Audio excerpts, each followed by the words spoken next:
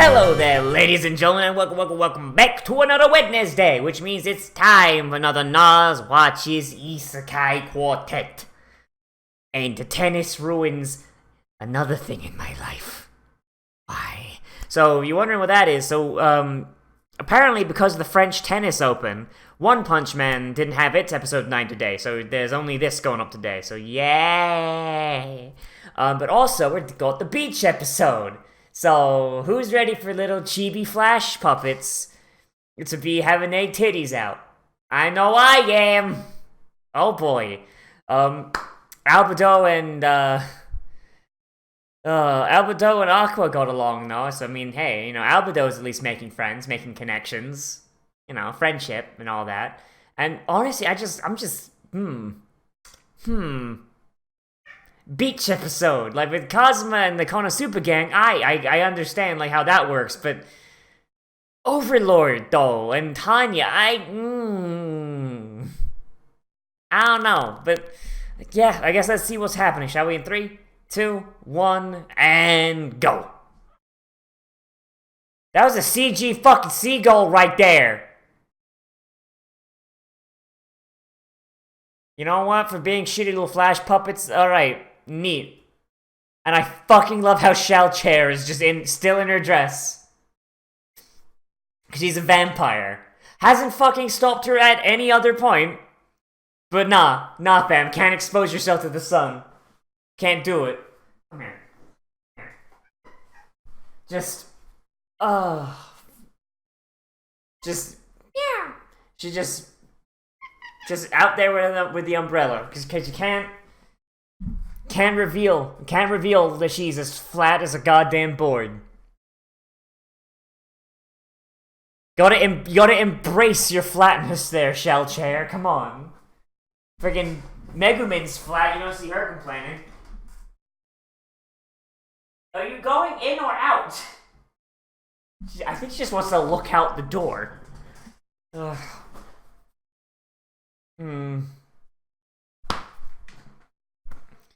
Cats are dumb sometimes. Yeah, she just wants to look out the door. You see that shit down there in the corner? She's just like peering out the door like a creepy rapist neighbor. Jesus.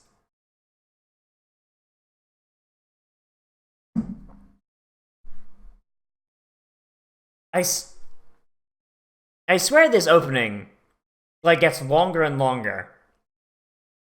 Like, am I wrong on that? Like, every time I see this opening, I'm like, okay, it's just about over, right? No.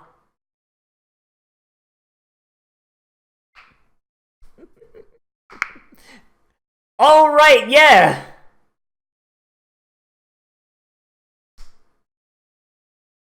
Nice. Yeah, these guys are from the fucking...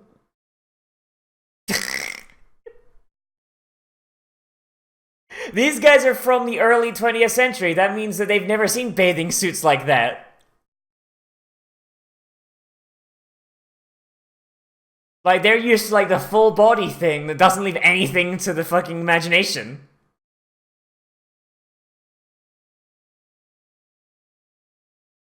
And then some detailed titties for this art style.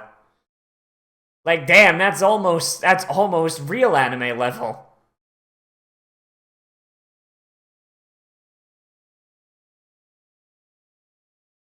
No, they are straight up molesting you with their eyes.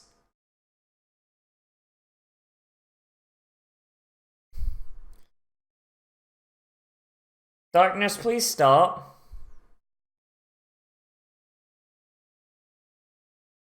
Darkness, please stop. You're scaring the children.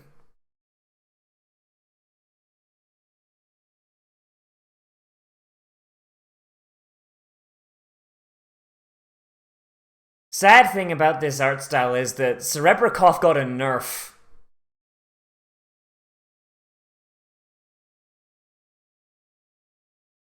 Like...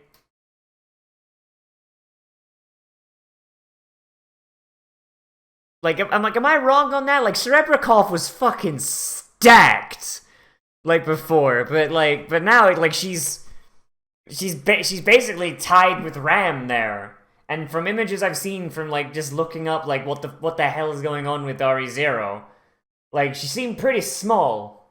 SMOL.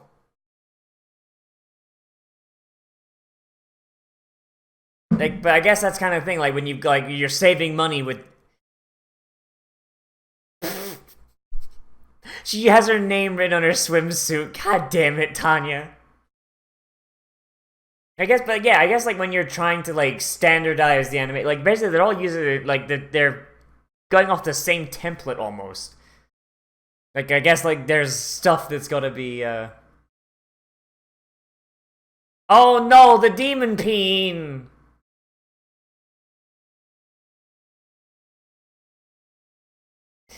Best friends. Yeah, like Subaru and Cosmo are basically the same thing, just the hair's different. Sasuga Tanya-sama.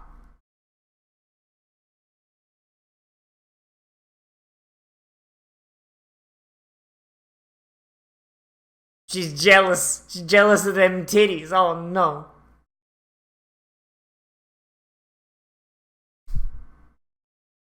Yeah, like.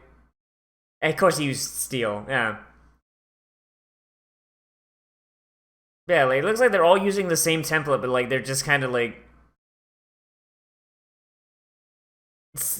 You know what I mean? Like minor details. Like things like we were like unique body shapes. Like they kind of like. They get the. Yeah, whatever. I'm talking out my ass a little bit.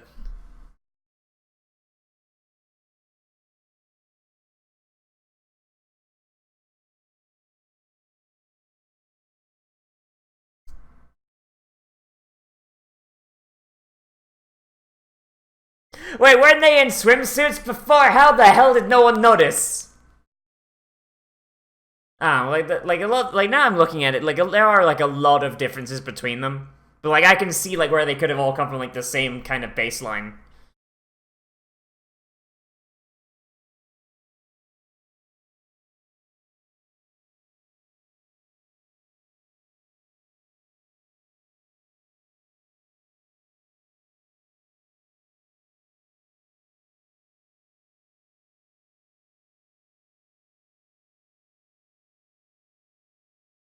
Oh, before Tanya showed up, the World War was actually really calm and really amenable. We had the Christmas armistice.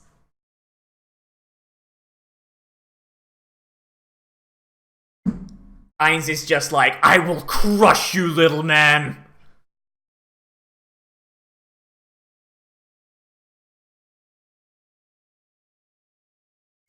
Oh shit!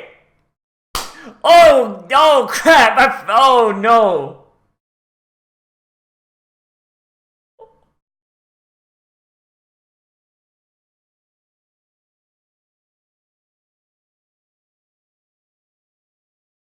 You yeed your last haw, Aqua!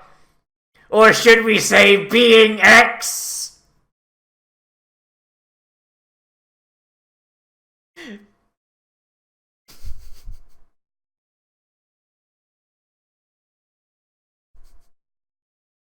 Oh no, she's gone super. I like how Tanya's squad.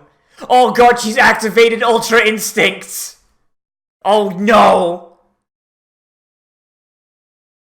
Like, I love how Tanya's squad immediately knew what was going on, and they're just like, oh no.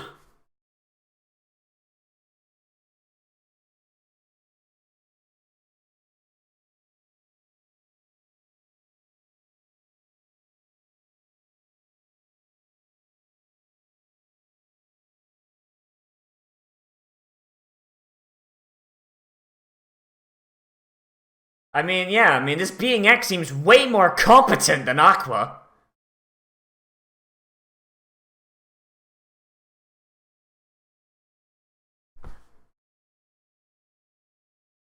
Oh, I wanted her to, like, throw some shade. Come on.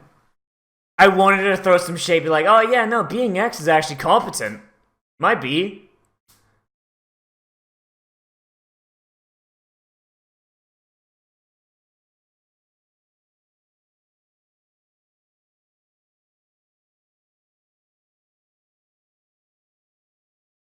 It's just you've been ignoring her because whenever you see Aqua, you just kind of get like the urge to ignore her, almost like she's a meter stick for how bad people can be. Ooh, not incorrect.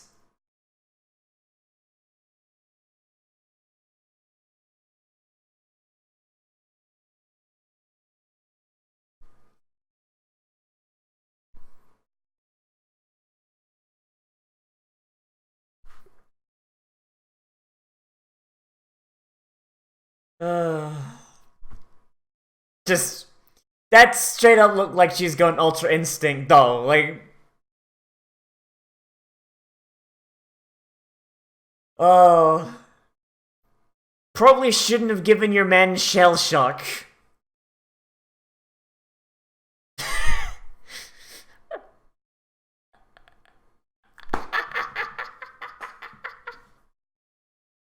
Oh my god, she's Eisenhower! Oh my god, she's Eisenhower! Oh, okay. History story for after.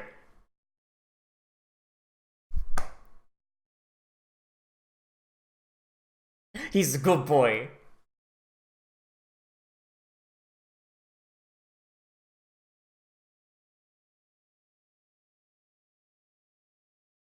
I think it's because he's got no fear of death, but...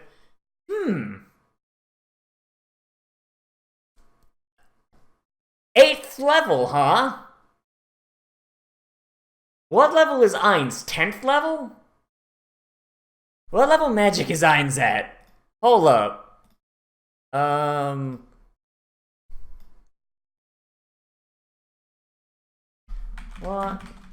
What is the highest magic in Overlord anime? Tier magic. Good! Exactly what I needed. Okay. So, tier magic. 0 tier, 3rd tier, 10th tier, 11th tier. Huh. Okay. So super magic is 11th tier, which Ainz can use. So Ainz can use 11th magic. 10th magic exists, and basically no one knows about it except for Evil Eye, because she was there when the last time it was used. And 8th tier is like mythical, like mythic level, basically, like a mythical beast kind of thing. Okay, cool. Cool. So now we have a rough idea of Tanya's powers. So Tanya's roughly at 8th level for Ainz. So probably like Ainz could probably beat her, since I think wasn't it like someone said in the comments that Ainz can only use like super tier magic like 4 times a day or some shit like that. And yeah, okay, all right. So she could probably take down some floor guardians then. She could probably take down some floor guardians, or at least like give them a fight. And even then, like that's just her like blowing off power because she's mad. She could probably go higher than that if she wanted to. But oh, that's cool. That's implications are great on that. Oh god. And I guess that's one way to sell RE0 right there. It's like the first actual sell of RE0 I've seen this entire time, where just like we've like, hey, yeah, she's strong, like she's so strong, she has like 8th tier magic. Oh geez. Which gets people who know Overlord to be like, oh, maybe I should give this Tanya a look. And then is like, but wait, Subaru took that to the face and didn't give a shit. What is he dealing with on a daily basis? Ooh. And other people might be like, oh, I might give this RE0 a look. But I've already written it off by this point. I'm like, nah, fam. There's like one character that I actually think is interesting to look at, like personality-wise as well as looks-wise. Jesus. But like this is fun. Like for a beach episode, this was fun. Like I usually really hate beach episodes. I think the last beach episode I liked was essentially Persona 5's thing where everyone went to the beach, and that was like a 5-minute cutscene. I guess that's the last because like usually beach episodes are just nothing but pandering, and it's really dumb, and nothing gets done. Cosma, being Cosma, the panty thief, like getting a face full of demiurge peen and going blind for it. That's good. Just like just the friendships, just big thumbs on that. That's pure. This whole like forest of spooks, that was cool. Like Tanya is like showing her a little bit of her power level. Like this is just fun, dude. It's just fun. And like just the fact that just like her men know exactly what it is, and they're just like, oh no, PTSD, shell shock happens. Oh jeez. One thing I do wish they would have done is like, so Tanya's wearing like a full thing, like a leotard kind of thing. I kind of wish that since they are from what year is it? 1918? Mujo Senki? Like, I think it's 1918. Something like that. Like swimsuits in 1918 were very much like basically full body affairs, especially for women. I would have liked if Tanya. I get like Tanya is like from our time, so like she probably like knows like bikinis and all that, but she's also a dude. So like and also, she's been raised in this 1918 kind of culture at that point. I think it'd be really cool if they were wearing period stuff, and like upon seeing like the guys in trunks and the girls wearing these itty bitty bikinis, like they kind of just all went like, oh god, they're naked, like kind of like have a little bit of culture shock kind of thing. Like, I don't know, I think I would have enjoyed that just from like a pure historical point of view. I thought that would have been cool. And Tanya's reaction to like the fact that her training has given her boys PTSD, and like her like blowing off like, no, that's it. Like the fact that she's just like they have PTSD, fuck them. You lack mental discipline, just fucking kicking them. Like it reminds me of a story from D-Day. I say that as if I was a D-Day Jesus. So there was a lot of shit that was going wrong in D-Day. Like, there were officers on both the American and English sides that were just big fuck-ups, and they almost gave the whole game away. Like, basically, they wanted Hitler to think that they were going to invade at Calais when they wanted to land at Normandy. So, what the OSS did was, like, the OSS, they got like a dead homeless guy, dressed him up like an officer, like with fake papers and fake IDs and all that, and dumped him off the coast of Spain, where the Spanish would find the corpse, because the Spanish were fascists. The Spanish were actually fascists until like the 70s, which is pretty neat.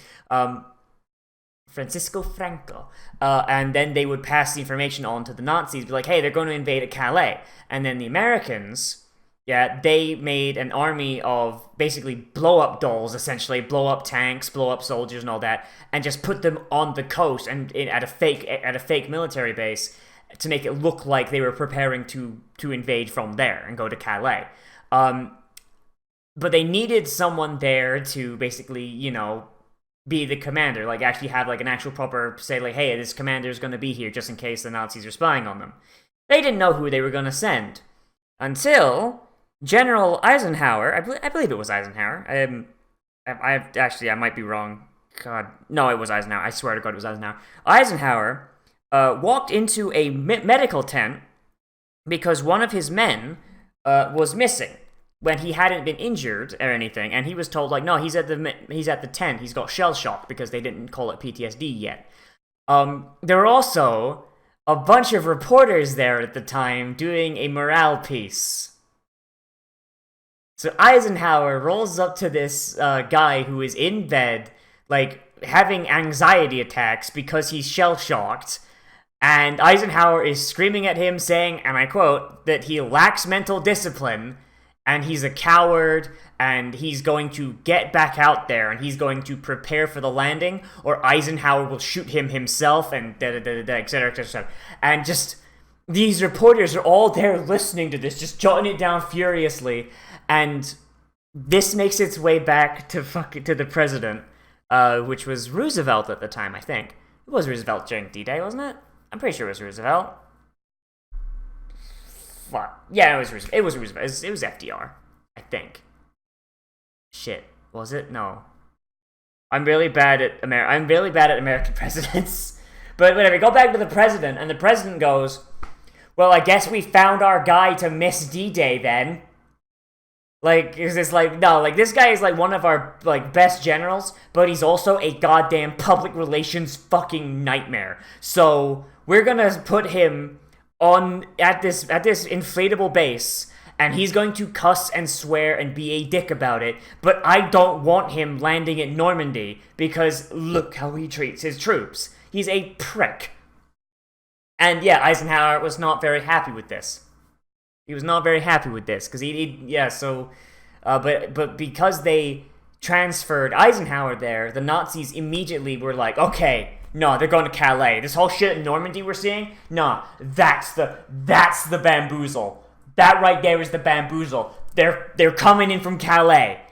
And because of that, because Eisenhower was a giant dick to that poor guy with PTSD, D-Day went off with way less German resistance than there otherwise would have been. Now imagine how much. Now remember, the beaches of Normandy were even when they landed with all this, they were still very, very well defended, and a zillion people died. And now imagine if like the entire German force was there like they were supposed to be. Like, yeah, because Eisenhower was a dick, like, D-Day succeeded. Ain't that like just a thing? Oh boy. Yeah, it's cool. It's cool that it's kind of, I feel like that was a reference. I want to think that was a reference, because Yujo Senki is just full of little historical references like that. And it's good. This is good. Yeah. Oh boy, but yeah.